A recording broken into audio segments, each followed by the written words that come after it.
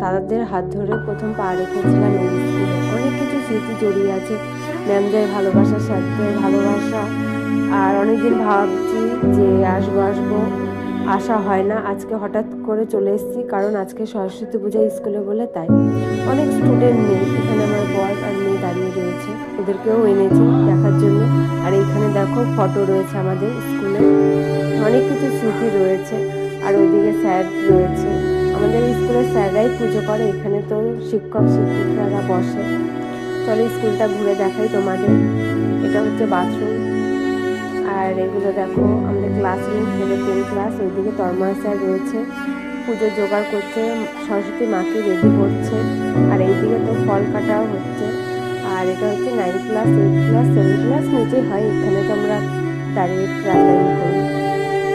তারপরে এখন স্টুডেন্টরাও কমে গেছে, স্যাররাও চলে গেছে, আর রয়ে গেছে কিছু স্মৃতি। মানে খুব কষ্ট, যেদিন লাস্ট আমরা মাধ্যমিক দিয়ে বেরিয়েছি খুব খারাপ লাগছিল, আমরা কান্নাও করেছি।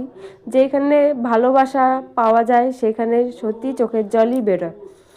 আর এই দিকে দেখো আমরা খাওয়ার পরে এই কলেই হাত ধুতাম। দেখো এখন কিরকম হয়ে গেছে স্কুল।